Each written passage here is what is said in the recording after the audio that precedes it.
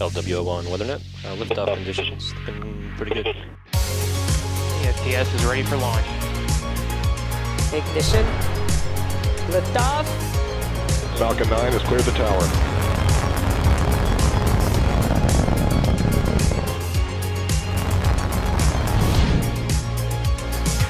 Ten, 9, 8, Side booster ignition. 6, 5, 4, 3, 2, 1.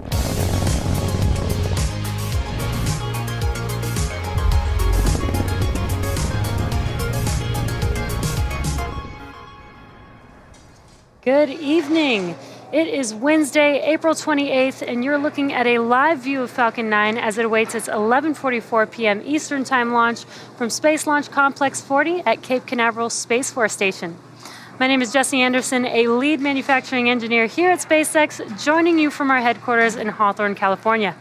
You're watching a live webcast for our 25th Starlink mission. The last couple of weeks have been particularly exciting for the SpaceX team. Most notably, we just launched 4 astronauts to the space station, helping to bring the total number of astronauts in orbit to a cozy 11. On Friday, April 23rd at 5:49 a.m. Eastern Time, Falcon 9 lifted off, sending the Dragon spacecraft to orbit from historic Launch Complex 39A at NASA's Kennedy Space Center in Florida. After just under 24 hours, SpaceX's Dragon autonomously docked with the International Space Station on Saturday, April 24th at 5:08 a.m. Eastern Time. As part of the commercial crew program, NASA astronauts Shane Kimbrough and Megan MacArthur, JAXA astronaut Aki Hoshide, and ESA astronaut Thomas Pesquet flew aboard the Dragon spacecraft on its second operational mission to the space station. This was the first time Dragon flew 2 international partners and was also the first time that 2 Crew Dragons have been attached simultaneously to the orbiting laboratory. This was also the first human spaceflight mission to fly astronauts on a flight-proven Falcon 9 and flight-proven Dragon. The Falcon 9 first stage supporting this mission previously launched the Crew 1 mission in November of 2020, and the Dragon spacecraft previously flew Bob Behnken and Doug Hurley to and from the International Space Station during SpaceX's Demo 2 mission in 2020. After an approximate 6-month stay, Dragon and Crew 2 astronauts will depart from the space station no earlier than October 31st for return to Earth and splash down in the Atlantic Ocean off the coast of Florida. And speaking of splashdowns, while Crew 2 is just beginning their mission on station, Crew 1 is getting ready to splash down in just a few days. Crew 1 NASA astronauts Mike Hopkins, Victor Glover, and Shannon Walker, as well as Suichi Noguchi of JAXA, are scheduled to undock from the space station to begin their journey home at 5:55 p.m. Eastern Time on Friday, April 30th, with splashdown in the Atlantic Ocean targeted for 11:36 a.m. Eastern Time on Saturday, May 1st.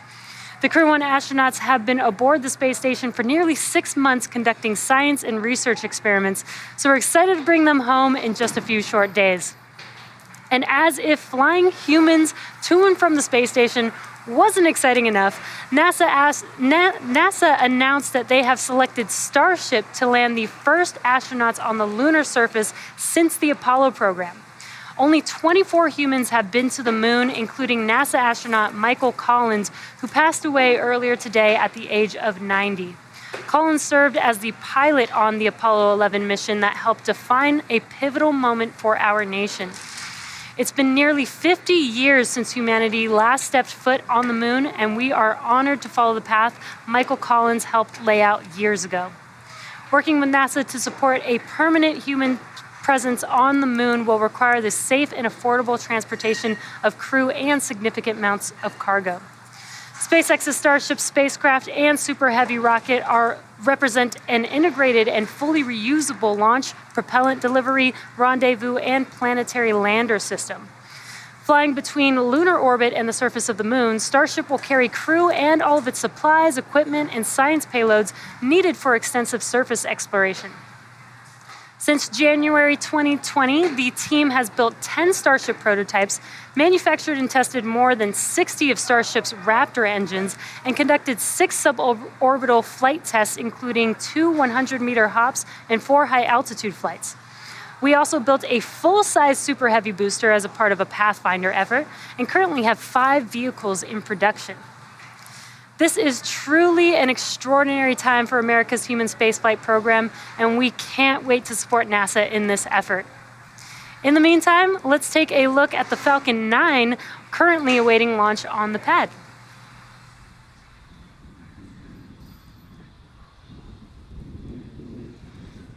You're looking at a live view of Falcon 9. Our two-stage launch vehicle stands 70 meters or 229 feet tall.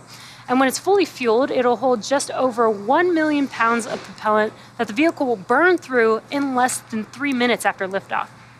Now, we prepped Falcon 9 for launch in our hangar at the base of the pad. And upon completing final checkouts, Falcon 9 rolled out to the pad with the Starlink payload and went vertical. That bottom two-thirds of the vehicle is the first stage. And it previously flew 6 times before, having supported the launch of GPS-3 Space Vehicle 3, Turksat 5A, and 4 Starlink missions, the most recent being just over a month ago. The objective of the first stage is to accelerate the vehicle through the Earth's atmosphere to space and then separate from the rest of the rocket. Once the first stage separates from the second stage, it will make its way back to Earth and target a landing on our drone ship. Just read the instructions, and that is what you're looking at on your screen. Now, to give some perspective, our drone ships are equivalent to the size of a football field, and that landing area is approximately 200 by 150 feet, which is big enough that a hockey rink could fit inside the landing area on the drone ship. Now, if successful, today's landing will mark the 81st recovery of an orbital-class rocket. Above the first stage is the second stage, which has a single Merlin vacuum or MVAC engine, which ignites after the first stage separates. At full power, the Merlin vacuum engine operates with the greatest efficiency ever for an American-made hydrocarbon rocket engine. The second stage is what will carry our Starlink satellites to orbit. Now, at the top of the rocket, what you're looking at on your screen is the fairing. This is made of a carbon composite material, and the fairing protects the satellites on their way to orbit and is jettisoned approximately 3 minutes into flight. Today, we will be attempting to recover each fairing half with a contracted recovery vessel named Sheila Bordelon. Reusability is critical to what we do at SpaceX. Reusability allows SpaceX to refly the most expensive parts of the rocket, which in turn drives down costs of space access. Now, at T-minus 10 minutes and about 15 seconds, let's take a look at how we're progressing in the countdown. The chief engineer held a technical poll at T-minus 1 hour, and the launch director held a propellant load and launch go-no-go poll at T-minus 38 minutes. Falcon 9 has been loading propellant since T-minus 35 minutes, and our fuel is a refined form of kerosene, which we call RP1. Our oxidizer is a super chilled liquid oxygen called LOX, and to densify the LOX, we chill it well below the boiling point, allowing us to fill the propellant tanks as much as possible.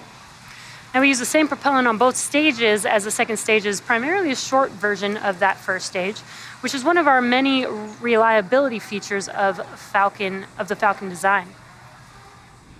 With fuel and oxidizer on hand, we do need an ignition source to complete that fire triangle. For this, Falcon 9 uses TTEB, which you'll see at T-minus 2 seconds via the green spark right before the rocket takes off.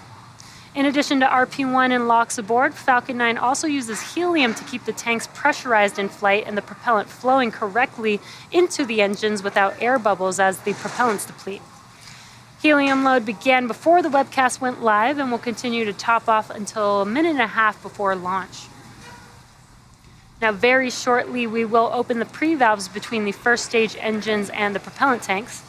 And at T-minus 7 minutes, engine chill will begin, and that's where we cool the turbo pumps and avoid thermal shocks when we start the pumps at T-minus 2 seconds to light the Merlin engines.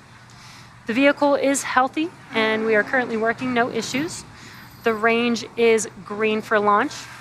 Weather is looking good. We're about 90% favorable for launch at T0 today. And all systems continue to be go for an on-time liftoff at 11:44 p.m. Eastern Time. If for some reason we do not launch today, we do have a backup opportunity tomorrow at 11:22 p.m. Eastern Time.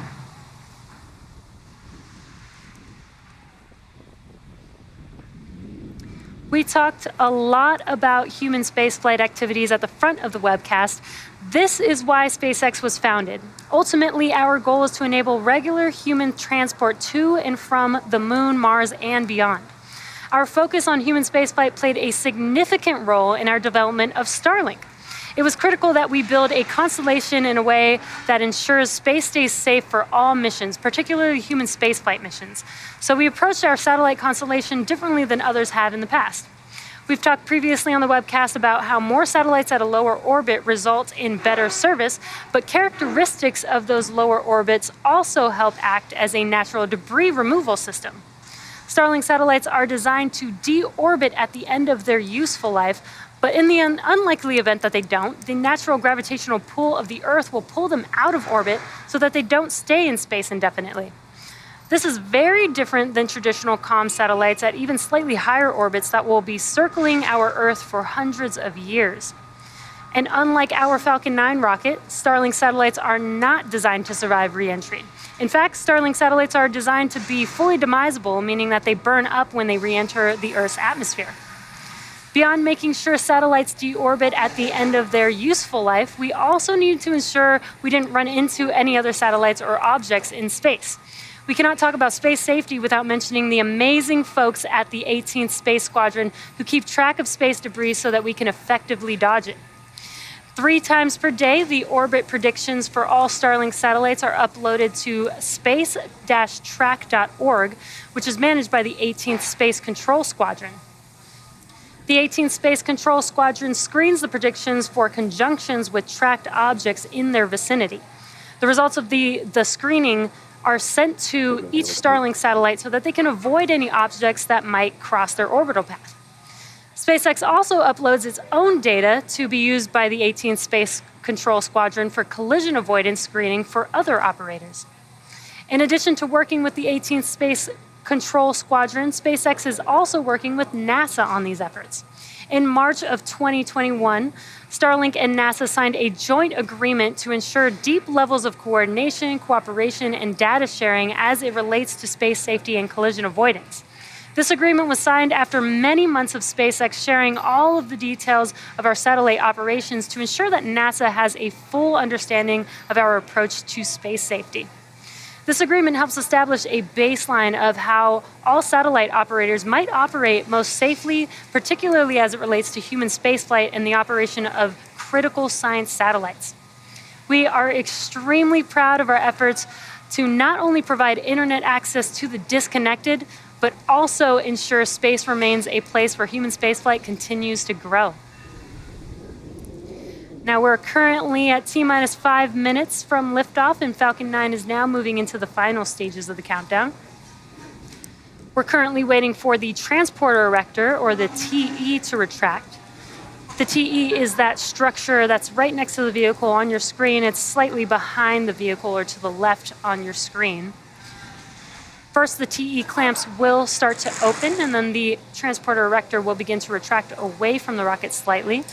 And then at T0, hydraulics will pull that TE farther away from Falcon 9 to clear the way as the vehicle lifts off. Now we use the TE to roll the rocket out to the pad and raise it to its vertical launch position. And you can see on your screen that the clamps are opening there. Once those clamps are open, the TE will start to retract back. Now, the TE also provides liquids, gases, electrical connections to the second stage, as well as air conditioning to the payload fairing.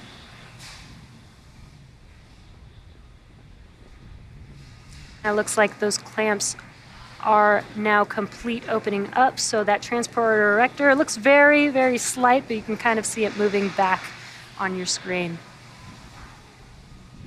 Now, the first and second stages are both nearly fully loaded with 1 million pounds of kerosene fuel and liquid oxygen. Super chilled liquid oxygen is our propellant oxidizer. When its temperature is increased, it turns from a liquid to a gas, which is why you see those white clouds around Falcon 9. And that's because that liquid oxygen is meeting that warmer, humid ambient air. First stage should finish prop loading at T-minus 3 minutes in a few seconds here, and then second stage at T-minus 2 minutes. And at T-minus 60 seconds, Falcon 9 will be in startup. Togo, bleed verification. And what startup means is that the rocket's autonomous internal flight computers have taken over the launch countdown. Lock load complete.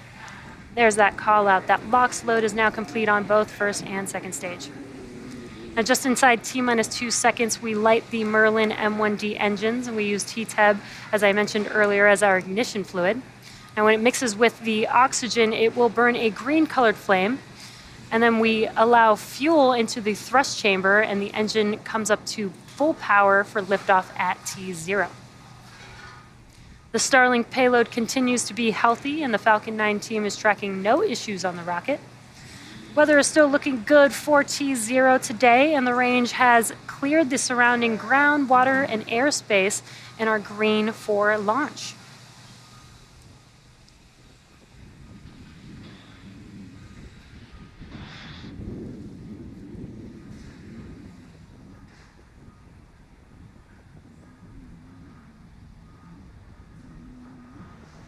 Stage 2, lock load complete.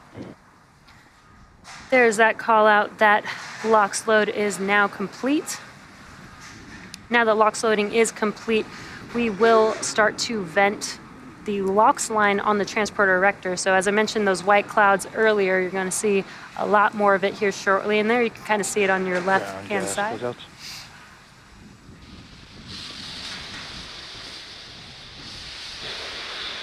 there's that venting that you can see from that LOX line. Coming up here in about 10 seconds or so, Falcon 9 will go into startup, and the first and second stage will begin to pressurize for launch.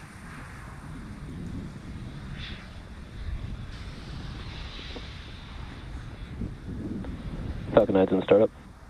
There's that call out. The autonomous internal flight computers have now taken over the launch countdown.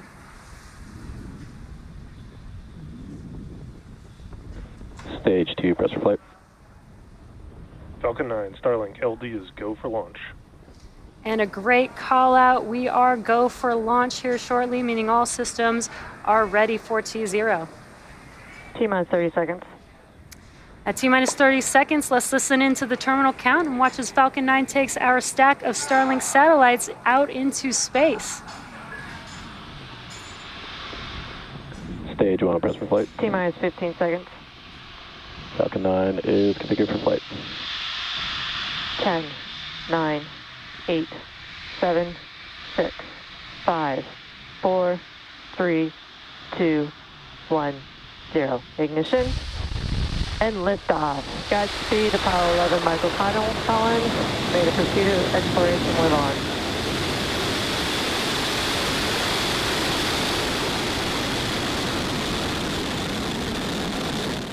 Vehicles pitching downrange.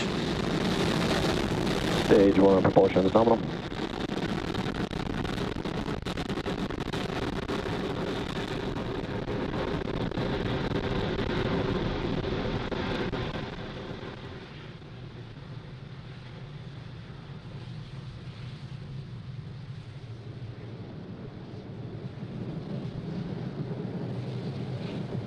Falcon 9 has successfully lifted off from Cape Canaveral Space Force Station, carrying our stack of Starlink satellites to orbit. The next event coming up here shortly is Max Q. Max Q is the maximum aerodynamic pressure that the vehicle sees on ascent. So throttling down those engines helps us pass through that large structural load.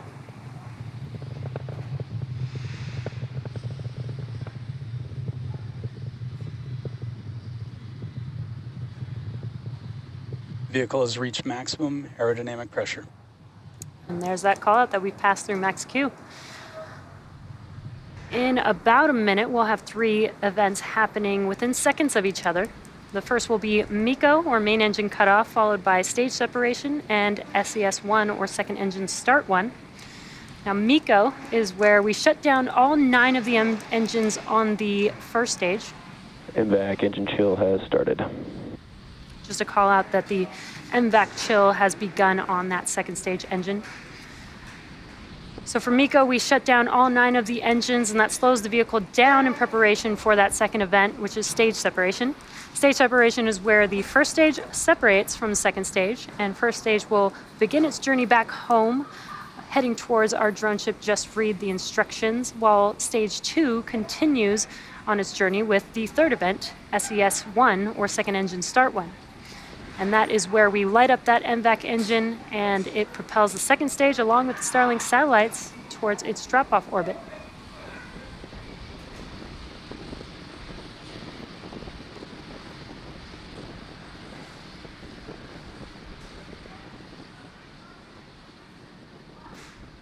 And MECO.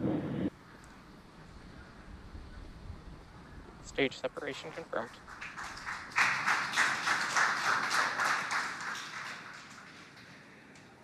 MVAC ignition.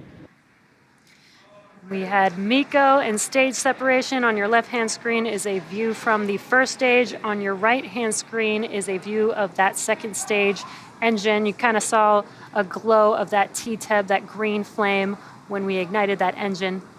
We're coming up on fairing deploy here shortly. Fairing separation confirmed. And there you could see confirmation on your screen that we have successfully deployed those fairing halves. And as a reminder, we will be attempting to recover the fairing halves today with a contracted recovery vessel named Sheila Bordelon. On your left-hand screen, it is a little dark over there on the East Coast because it is nighttime, but we did get some glimpses of the sunlight hitting those grid fins. See if we can get some more views of that in a little bit.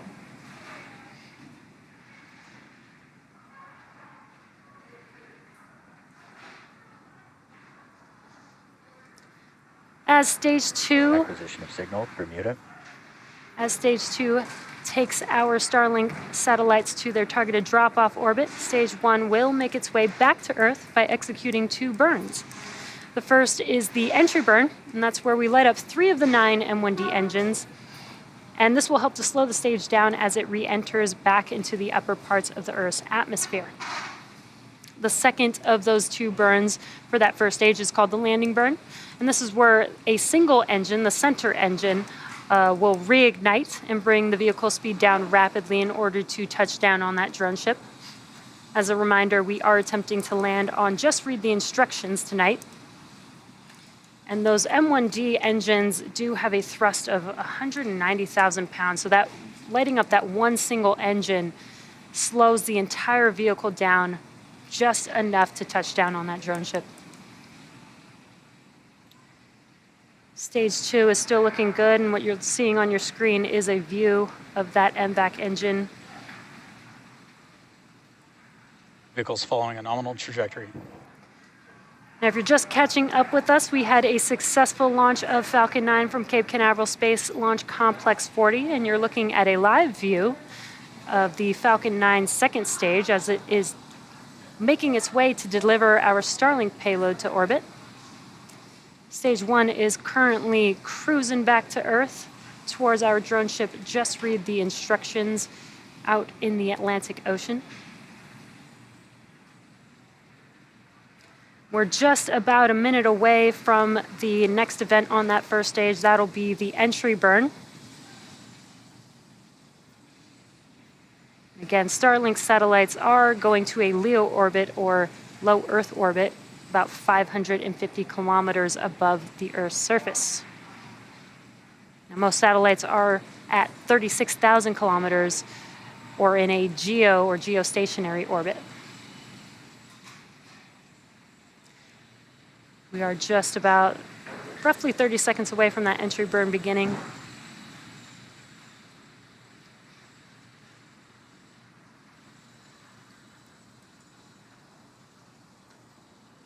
And on your left-hand screen, there is the first stage. It is a little dark. You can see some glimpses of the nitrogen gas burst that you see there. Stage 1, FTS is safe.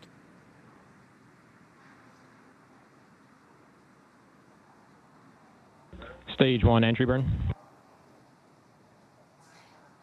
And you can see on your left-hand screen, the entry burn has begun as those 3 engines light up that view for us. This entry burn will last about 20 seconds long. Stage 1 entry burn shutdown. And that concludes... Stage 2 continues to follow a nominal trajectory. That concludes the entry burn, and then we also got to call out that stage 2 is still nominal. The next event coming up will be in about a minute from now. That'll be the landing burn, the start of the landing burn on the first stage.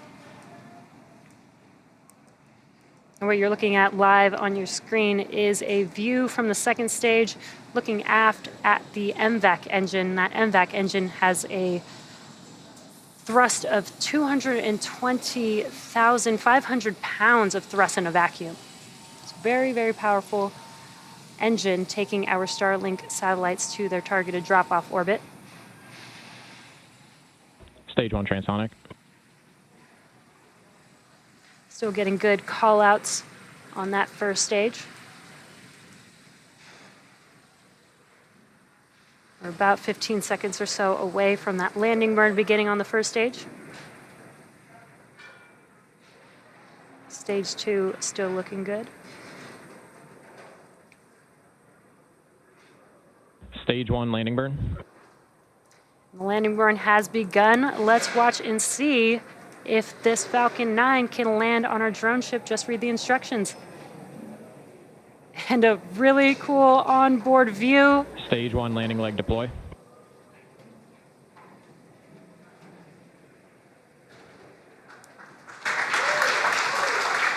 And there you Stage can 1 see landing the first stage Falcon 9 has landed for its 7th time.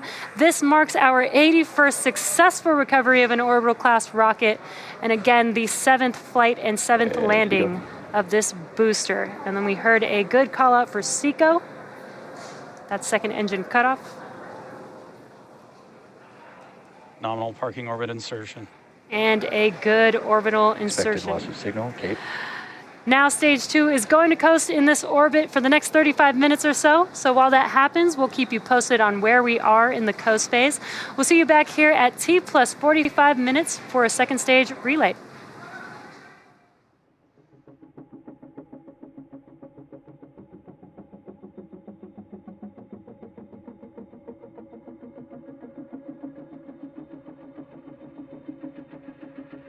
Acquisition of signal, Newfoundland.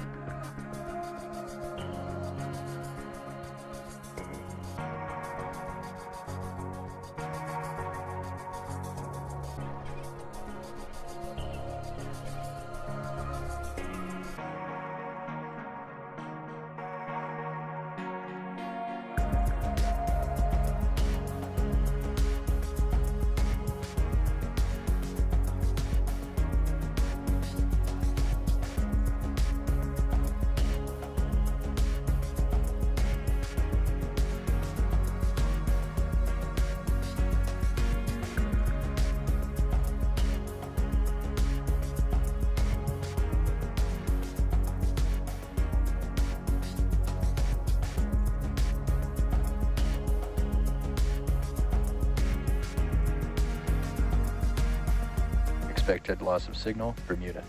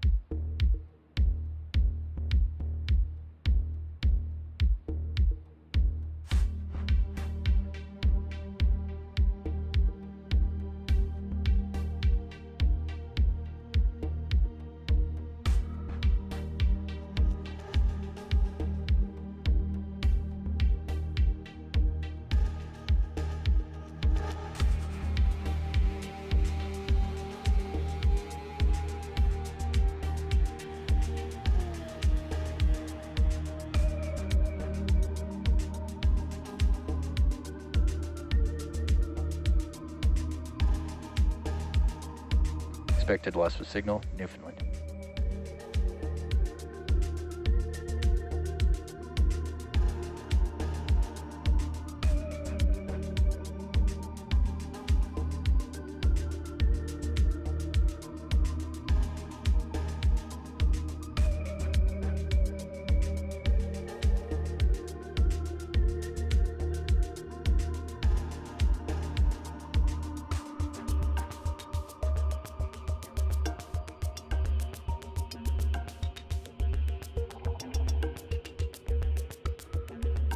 Acquisition of signal, Goonhilly.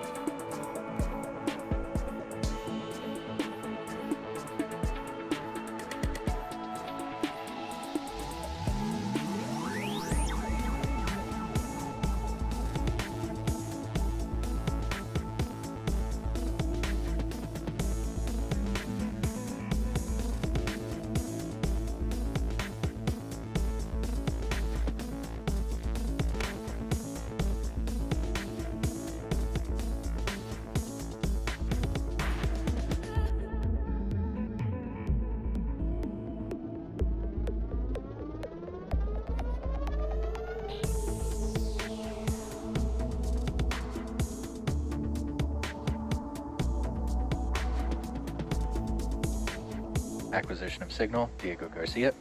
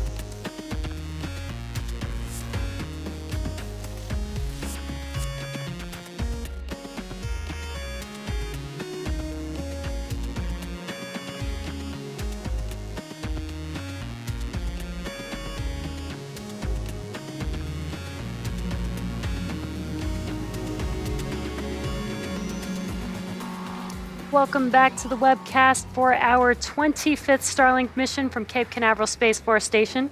We had an on-time liftoff at 11:44 p.m. Eastern Time. We had a great stage separation with first stage making its way back to Earth, landing on our drone ship. Just read the instructions for its 7th flight and 7th landing for this particular booster, and our 81st landing of a orbital class rocket overall. Stage 2 completed the first of the 2 burns, and now we're coming up on the relight of the second stage engine once again for SES-2. This will be a very short burn. It's just 1 second long, but it gives us enough boost to get us to our targeted drop-off orbit. We should get a live view here. May not look like much because it is only 1 second long, but we should be able to see SES-2 as well as SECO-2, which is second engine cutoff.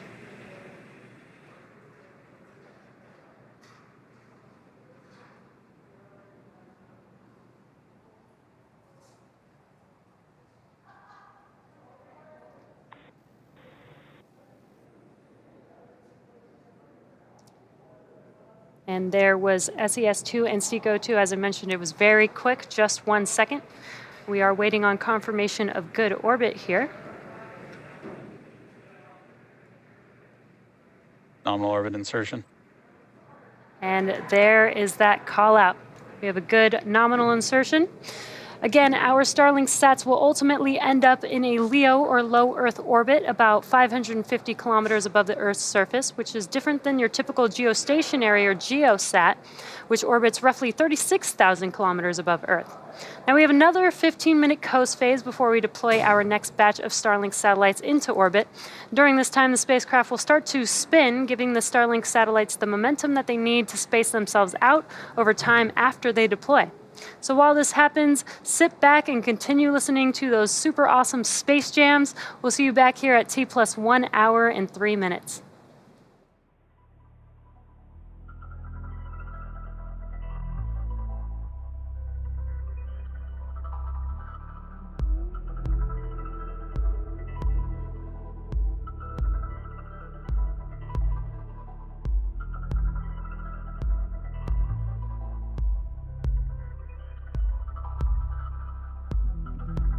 Expected loss of signal, Diego Garcia.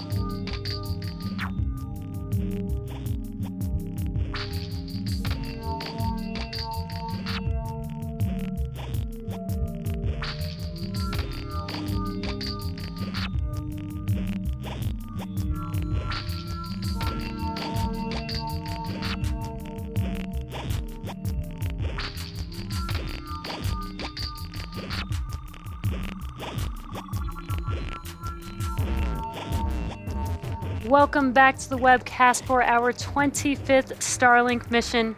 We had an on-time liftoff this evening at 11:44 p.m. Eastern Time. Our first stage booster had a successful 7th flight, as well as landed back on our drone ship. Just read the instructions for the 7th time, and that marks our 81st recovery overall. Stage 2 has already completed its 2 burns to enable reaching the targeted drop-off orbit, and now we're coming up on the deployment of our Starlink satellites. That should be coming up here in about 30 seconds or so, and we are hoping to get a live view of that deployment. As we pass over ground stations, sometimes we lose that live view, but hoping to get the live view right when we deploy the Starlink satellites.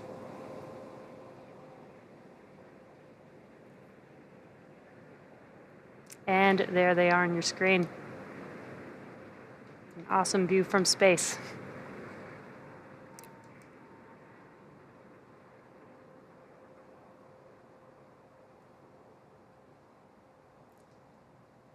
You can also see how the second stage is spinning. This does help with the satellites to separate once they do deploy.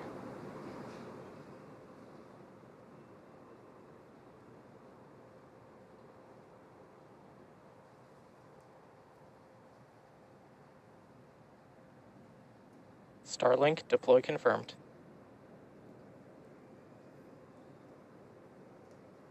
And there you can see and hear that call out that the Starlink satellites have deployed as they are drifting away from the second stage.